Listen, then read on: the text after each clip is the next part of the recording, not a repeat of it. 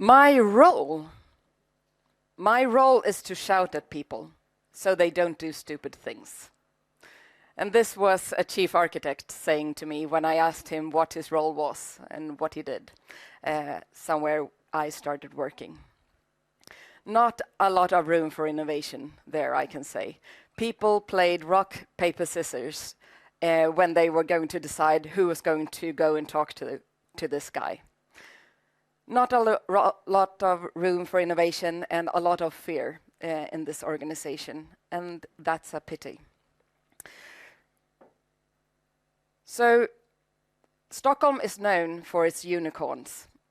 Klarna, Spotify, King are some of the really successful companies that we have here. But there's a long way on the path to success. First, you have to have a great idea. Then you need to make that idea into a product. You need to find clients who want to have it. You want to build an organization who actually can deliver on the huge demand that your product has created. And all of this is a path, and every time you come to a point, you need to do a change. And change, as we know it, is painful. And every change can lead to either success or also destroy the whole thing. So this is what I do. I lead technical organizations through change, and this is what I work with. As this recording is recorded into a time capsule, I thought I'd share the buzzwords that I'm talking about this year, 2017. And this is how I help organization in change through DevOps, agile methods, and strong values. And this is what I normally talk about: how to help organizations through innovation by making groups of people working better together and deliver. But today, I'm going to talk about the individuals, the source of innovation in the organization, and how we make them thrive, how we create innovation from each individual. I've got a master's degree in computer science from KTH that I'm very happy about. And currently I work as CDO for Looklet. I've been growing the company for the development group in the company for 2 years. And this is what we do. We are a fashion tech company delivering to fashion retailers. And this is all real fashion images. But this isn't her face, and she's never worn that dress. We sell a solution to fashion retailers so that they can produce real fashion images without having models or photographers. With our solution, they use a green screen studio to shoot the garments and then create truly flexible fashion images that they upload to their website and sell their garments on. It's truly flexible. And if you go to the American company Saks Fifth Avenue, you can see our solution in reality.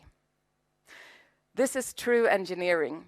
It's software meeting hardware, meeting fashion and photography, and all coming together to a Swedish success here. It's true innovation. So before Looklet, I was working at another Swedish success saga at King, mobile games giant in Sweden, also famous for its addictive games. There I was trying to get back-end developers working together. Several back-end developers working across 20 different studios on many different games. And getting people to collaborate takes a lot of creativity. Keeping it creative, keeping it smart, and having fun at the same time. But I really grew up in the Java development group. So Java is the #1 software development platform in the world. Java is installed on billions of different devices, Android, phones, PlayStations, and a lot of things. And more than 11 million developers use the language to create applications and programs.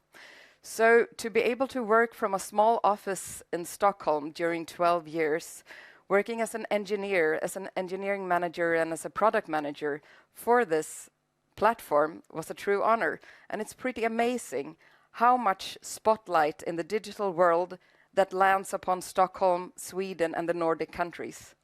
It's something that we should be really proud about, and something that we do that creates innovation and also collaboration to deliver all this into the world.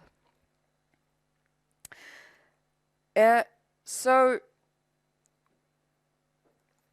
working with organizations, you have all these brilliant people in the organizations, but you don't want them to work in parallel.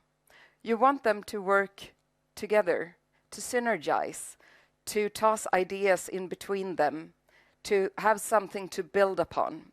So if you share an idea, there should be someone else there to build upon it, to create bigger and bolder innovation and ideas. And to do that, it demands trust in the organization. You need trust to throw out that insane idea that could be tomorrow's success. So, but you can't have fear in the organization, because then you don't dare to throw out those ideas. When you build the organization, you have all this innovation, and you have the trust, and you have the ideas being tossed around. But you also know that the organization will go through a lot of change. So you need to build a resilient organization that can stand through the change, no matter if you change the business model, if people leave, or if new people come in and the organization expands. So what we want to build today is a resilient innovation machine. It's so easy to lose the trust in an organization. It's so easy to impose fear. And when you have fear in an organization, everything just slows down. You find yourself buried in process, and innovation is getting delayed, or if it happens at all, and deliveries are late or never coming. So keep on to the trust in the organization, and make sure that that you stay away from fear. The face of the individuals that you want to have in your organization should be open. This is the face that you want to see in your organization. An open and curious face with integrity that wants to pick your brain, that you want to brainstorm together with. If you have this, the whole organization, imagine what you can do. Imagine about the innovation you can have if everyone is just tossing around ideas all day long. So how do you create that sparkle with each and every one of the people in this organization? Well, I believe that if you get people to pursue their passion, if they feel that they develop themselves and discover things about them, that will make them thrive. And I will say that it's not even that hard to do. I think that you should make sure that you find out the passion of these individuals, that you ask them, and then help them by pointing out the opportunities that come into their path. And then offer the support for them to dare to go after that thing that they want to do and develop.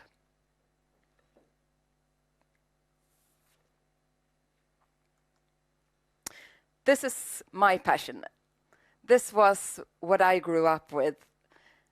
Nintendo and video games. That was my whole childhood. And you should see the Christmas that me and my brother got a Nintendo console of our own. We cried.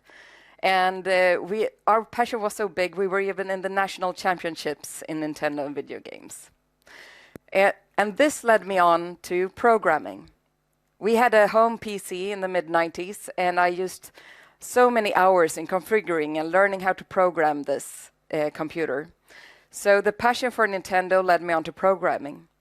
but I still considered as a hobby, as a mere interest. I couldn't picture myself working with this. I didn't see myself as a programmer, or I could never see myself as an engineer. An engineer to me was a man with a gray coat and black-rimmed glasses standing in front of a machine with a turning knob or a turning wheel and a lot of buttons. And that wasn't me. Looking at myself in the mirror, I saw a girl, and I couldn't imagine anything else. So what do the people of today see when they look in the mirror or when they take a selfie? Do they see a teacher or an engineer or a bus driver? What do they see? It's so easy to just look at the outside and look at other people to see what's my identity, what can I become. I couldn't picture my face now, 20 years later, back then. And the people, young people of today, can't either. So it's what's on the inside we need to find out. Their identity on the inside and their passion. We need to ask them. So people of today, the young people, go to school, hopefully. And at school, you get labels through your grades. And these labels imposed to you by teachers. One teacher saying, well, you're bad at math because you have a low grade. And it's so easy for young people to say, well, I have it on paper, here are my grades, I'm bad at math. And it's so easy for them to kind of stay that way and don't feel that this is something I can learn, something I can develop within. And it's so easy to just stick with that label that you get early on from someone, and especially if you're young. So I was good at math. I liked the logic, but I wouldn't say I was best in math, and I couldn't even say that I was good in math, because who was I to say that I was good in math? Well, I was young back then. So it was my math and physics teacher who stopped me in the corridor once, and she said, well, Cecilia, I see that you have an interest in math, so I wonder, wouldn't you like to join the school team in a math competition? And it wasn't so much the math competition, but she said she's seen that I had an interest in math. And I did. And that was something that I could do. I didn't say that I was best at something and didn't say that I was better than others, but I had an interest. And that sparkled my interest in math and pursuing my math path. I could indulge in math and physics no matter what. So that really helped me. As a 15-year-old, I became a scout, and that is also a huge part of my identity. And as a scout, you sit around a campfire. It's really nice, and a campfire also invites to those conversations between people where you talk about life and dreams and open up and explore those thoughts that you didn't know you had yourself. So a scout friend, she said, well, you're interested in programming and you're interested in math, so wouldn't you consider a master's program at KTH in computer science? But I still thought about engineers as that man in the gray coat and couldn't picture myself. So I said, well, I don't know. But anyway, I found out what is the master's program in computer science, and sure enough, it fit like a glove. So I spent 5 years here with my friends, and these are my friends from those years. It was so stressful. We cried over when we studied, and we had a lot of fun, and we were here all night and everything. And those 5 years created a solid foundation for me that I still carry along. So my identity here as an engineer, as coming from KTH, is also strong with me. And I owe it really to all of those people nudging me into taking the decisions in getting here, because I couldn't see it myself. I needed someone else who had engaged in me to nudge me into becoming an engineer. When I had been working, oh, missing one image there. So in an organization, if you have all this, if you have people that actually can innovate and talk together, and you don't want fear, as I said in the beginning, I need to cite Karl Popper here because I need some help. And I want to claim the name, in the name of tolerance, not to tolerate the intolerant people.